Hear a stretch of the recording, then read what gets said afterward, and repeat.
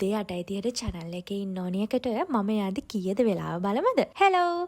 අද යමුද මාත් එක්ක රෙකෝඩින් එකකට. අද දවස මට හොඳටම පරක්කු වුණ දවසක්. පේනව නේද ට්‍රැෆික් එක?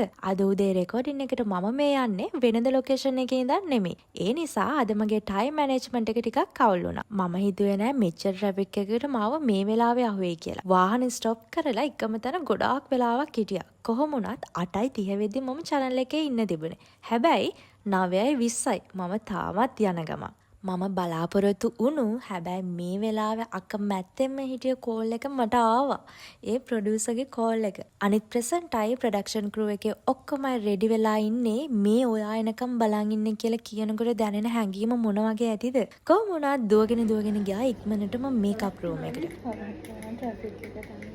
අද දවස නම් මට ටිකක් වෙනස්ම දවසක්. ඇයි දන්නවද මං එහෙම කිව්වේ? මගේ බ්ලේසර්ස් ටික මගේ ෆ්‍රෙන්ඩ් කෙනෙක් ළඟ තිබිලා එයා මම එද්දි ගාඩ් රූම් එකෙන් තියලා ගිහිල්ලා තිබුණා. ඉතින් මගේ ඔළුවේ තිබ්බේ මගේ බ්ලැක් බ්ලේස් එකත් එයා ළඟ ඇත්තේ කියලා. මේ පරක්කු වෙලා තියෙන වෙලාවේ චේන්ජින් රූම් එකට ගිහින් එයා දුන්න බෑග් එක චෙක් කරද්දී බ්ලැක් බ්ලේස් එක එකේ නෑ. අනේ බලන්නකෝ මට මොනව හිතෙන්නේ නැද්ද? thank god මේ වෙලාවේ බ්‍රවුන් කලර් බ්ලේස් එක තිබුණේ. ඉක්මනටම ඒකත් දාගෙන මේකප් එකත් දාගෙන කොච්චර පරක්කුණාද කියලා කිව්වොත් හෙයා එකට හෙයා ඩිසයින් මුකුත් දැම්මෙත් නැතුව හෙයා ක්ලිප් එකක් විතරක් ගහගෙන ඉක්මනටම ගියා වාහනේ ළඟට. ඇත්ත තමයි අනේ කියලා තියෙන හැමෝම රෙඩි වෙලා ඉඳලා තියෙන්නේ. මගේ පරක්කුව තමයි තිබිලා තියෙන්නේ. ඉතින් අපි හැමෝම යන්න පිටත් වුණා. අද අපිට රෙකෝඩින්ස් තියෙන්නේ WTC එකේ. මුලින්ම තිබුණු සෙග්මන්ට් එක අපේ ප්‍රසන්ට් තමයි කරේ. ඊට පස්සේ අපි ගියේ මගේ සෙග්මන්ට් එක ෂූට් කරන්න.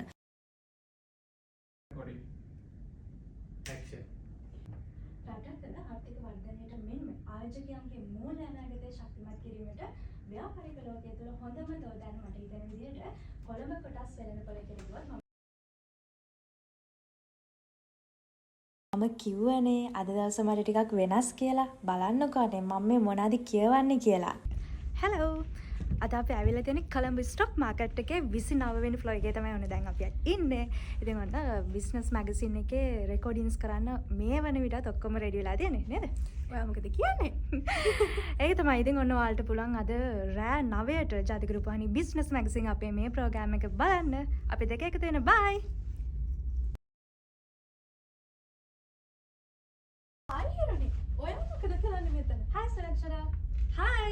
අද අපි ඇවිල්ලා තියෙන්නේ ලෝක වෙළඳ මධ්‍යස්ථානයේ 29 වෙනි මහලට. ඒ කියන්නේ ශ්‍රී ලංකා සරකුම්පත් සහ විනිමය කොමිෂන් සභාවේ තමයි මම මේ වෙන විටත් රැඳී සිටින. අපේ ජාතික රූපවාහිනී බිස්නස් මැගසින් පටිගත කරන්න සියලුම කටයුතු මේ වෙන විටත් ඔන්න ඔක්කොම සූදානම් කරලා තියෙන්නේ.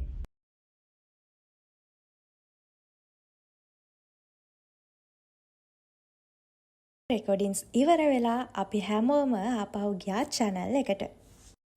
ඊට පස්සේ එඩිට් රූම් එකට පොඩ්ඩක් ඔළුව දාලා රෙකෝඩින්ස් ඉවරයි අපි යනවා බයි. රෙකෝඩින්ස් ඉවර වුණාට අද දවස මගේ වැඩ තාම ඉවර නෑ. ඊට පස්සේ මට හිල්ටන් එකට යන්න තිබුණා මීටින් එකකට. මීටින් එකටත් මේ අවුට්ෆිට් එක ගැලපෙන නිසා මම චේන්ජ් කරන්නෙත් නැතුවම මෙහෙමම ගියා.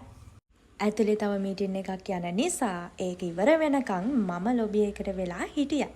ඊට පස්සේ මම අමුතු දෙයක් දැක්කා. අමුතුයි කිව්වට අමුතු දෙයක්ම නෙමෙයි. තමයි මම මවුන්ට් ලෙවනියා හොටෙල් ෆීල්ඩ් එකේ හිටපු කාලේ මට මුණ ගැහුණු මගේ හොඳ යාළුවෙක්. හැබැයි මට අන්ෂුව මේ එයාමද කියලා. එතන ටිකක් බිසි වුණු නිසා මට ගිහින් කතා කරන්නත් බෑ. හැබැයි මීටින් එක ඉවර වෙලා යද්දි කතා කරනවා කියලා හිතාගෙන මීටින් එක ඉවර වෙලා එළියට එනකොට එයා නෑ. ඉතින් ඔන්න ඔහොම තමයි අද මගේ දවස ගෙවුනේ.